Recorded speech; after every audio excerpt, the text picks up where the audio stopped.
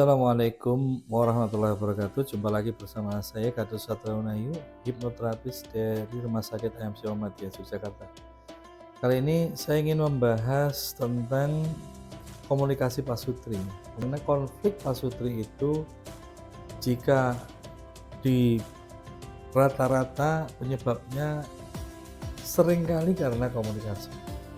Apakah karena masalah finansial, ekonomi, pekerjaan, kemudian perbedaan sosial, strata sosial, pendidikan, tetap bisa teratasi ketika komunikasi itu terjalin sedemikian lancar. Ada dua hal komunikasi dalam pasangan suami istri, atau dua kategori ya. Yang satu komunikasi dalam keseharian secara verbal, ada juga satu komunikasi di ruang private. Nah, dua-duanya ini memberi efek yang sangat signifikan terhadap keharmonisan keluarga. Nah, saudara sekalian, ada kasus seperti ini. Seorang pasien datang, pasutri, ya, kemudian saling menyalahkan satu sama lain. Yang satu menganggap kamu harusnya tahu apa yang saya butuhkan, apa yang saya inginkan. Yang satunya, suaminya ngomong, ya saya jelas nggak akan pernah tahu karena kamu nggak pernah ngasih tahu, gitu ya. Masa saya suruh menebak-nebak? Nah, pertanyaannya adalah, benarkah kalimat itu? Seharusnya kamu tahu bahwa kita sudah menikah 20 tahun, kamu harus tahu apa yang saya inginkan. Tidak bisa seperti itu, Ferguson. Ya, tentunya apa-apa yang kita inginkan itu kan mengalami perkembangan. Keinginan kita, hobi kita, kedekatan kita, lebih suka dengan siapa dan sebagainya dalam berinteraksi ya. Tentunya itu akan mengalami perubahan sesuai lingkungannya, sesuai stimulus yang dilakukan sehari-hari. Nah, ada kasus seperti ini. Pasutri ini sering sekali menyalahkan suaminya ya. Istri ini menyalahkan suaminya karena suaminya itu dikhawatirkan ya, ini karena kecemasan selingkuh. Karena suaminya ini dalam pekerjaannya bergaul dengan berbagai komunitas atau berbagai jenis orang ya, yang rata-rata itu adalah perempuan. Ya, saya tidak bisa menyebutkan profesinya.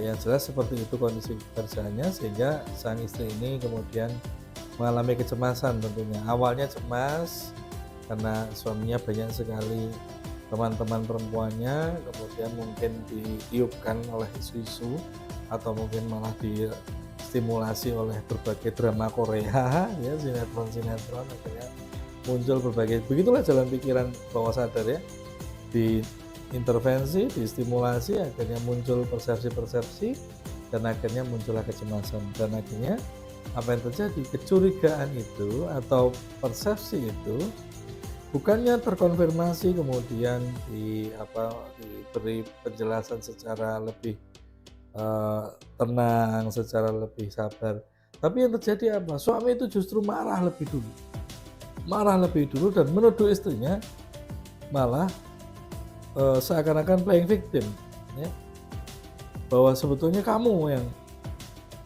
jangan-jangan ingin berselingkuh, sehingga kemudian menuduh aku. Nah ini ya, jadi ada beberapa hal ini karena miskomunikasi yang luar biasa.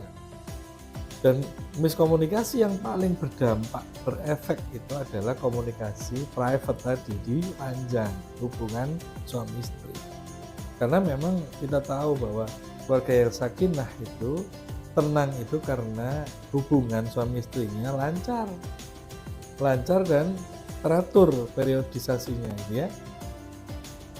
Ketika komunikasi private ini terganggu, misalnya karena pekerjaan yang jauh di luar Jawa atau di luar kota atau di luar pulau lah ya, mungkin kalau Anda yang tinggal di Kalimantan, di Sulawesi, tidak selalu di luar Jawa, bisa jadi di luar Kalimantan, di luar Sulawesi kalau Anda tinggal di sana. Tapi yang jelas di luar pulau atau di luar kota, otomatis frekuensi komunikasi private ini akan menurun.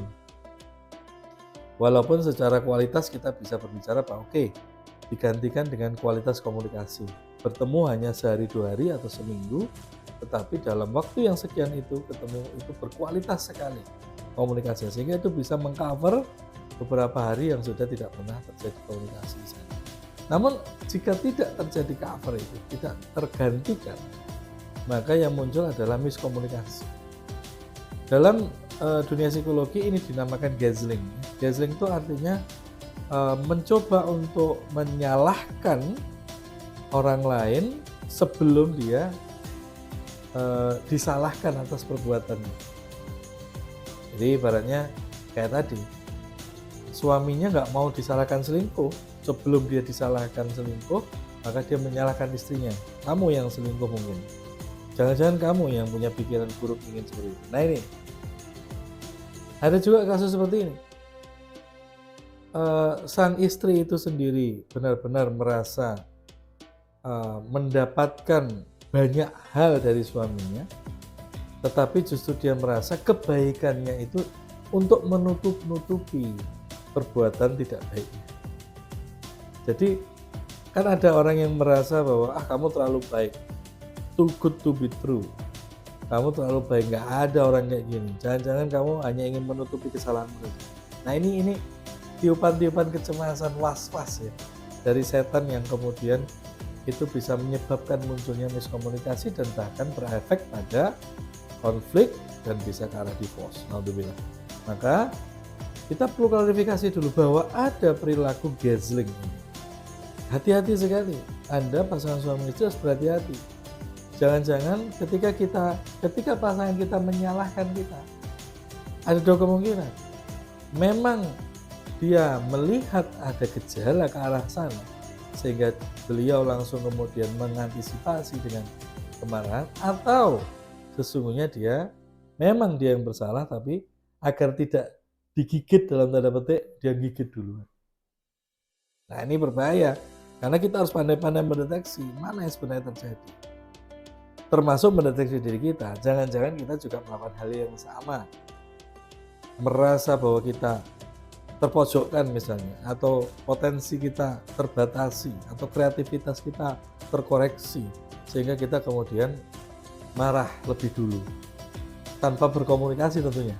Nah ini tolong dihindari ya, komunikasi lebih dulu, hindari kemarahan semaksimal mungkin karena tidak akan memberi solusi. Maka yang perlu dilakukan adalah kita komunikasi dulu, karena yakinlah bahwa pasangan kita itu ditakdirkan untuk jadi pasangan kita, tidak mungkin dalam rangka untuk menjatuhkan diri kita atau memojokkan kita. Semua memiliki niat baik. Seperti presposisi neurolinguistic programming ya, NLP, ada sebuah presposisi yang mengatakan begitu, bahwa setiap keputusan itu diambil berdasarkan sumber daya terbaik saat itu yang dia miliki. Jadi tidak ada niatan buruk, tidak ada, semua niatnya baik, hanya saja mungkin lack of resources, mungkin kurang sumber dayanya, mungkin opsinya kurang, atau kalau bahasa sekarang kurang piknik ya, kurang jauh pikniknya, kurang pahit kopinya, atau kurang larut tidurnya gitu ya. Nah ini kan tentunya butuh stimulasi, butuh solusi, butuh komunikasi. Maka ketika ada pasangan suami istri yang konflik, kemudian konfliknya itu saling menyalahkan, maka yang pertama kali kita harus lakukan adalah membuka channel komunikasi lebih dulu ya. Apa yang sebenarnya terjadi, ayo duduk bersama, apa yang kamu khawatirkan, apa yang saya khawatirkan, sebaiknya kamu seperti apa, sebaiknya saya seperti apa. Ayo diskusi, tenang-tenangan. Artinya dalam posisi mood kita itu sedang positif ya. Pasangan kita positif, kemudian ketemu, dan ini dilakukan rutin. Agar apa? Agar peta cinta kita itu terpenuhi. Wah, apa itu peta cinta? Nanti ya di video yang lain kita akan bahas tentang peta cinta tersendiri, karena ini butuh waktu.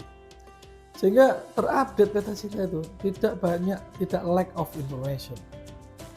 Ya, Bapak Ibu sekalian, saudara, maka dengan komunikasi yang baik itu akan mengurangi efek gaslighting, dari saling menyalahkan padahal dia sebetulnya bersalah. Dan gimana yang kedua, kalau terjadi ternyata dia memang bersalah karena Cuman hanya dia menutupi dengan dia memarahi pasangannya lebih dulu. Maka kita kumpulkan bukti-bukti dulu, jangan terlalu terburu-buru. Kita kumpulkan bukti-bukti dulu, terus kemudian kita pilih yang terbaik dengan tenang. Hubungi orang yang netral, yang menjadi mediator, yang bisa menjadi mediator, bisa memberi saran profesional, pendapat yang objektif. Kemudian kalau perlu ditambah sholat istikharah, itu penting sekali untuk mengkonsultasikan kepada Allah. Kemudian baru kita ambil keputusan. Ingat, keputusan Anda, siapapun Anda, entah sebagai suami, entah berperan sebagai istri, tidak hanya berefek pada hubungan suami istri Anda, tapi juga berefek pada lingkungan Anda. Dan yang paling utama, dan ini paling berdampak yang sering sekali terjadi di ruang klinik kami adalah efek dampak negatif yang dialami oleh anak Anda. Anda sebagai orang dewasa mungkin bisa survive setelah mungkin paling ekstrim divorce, ya naudzubillah.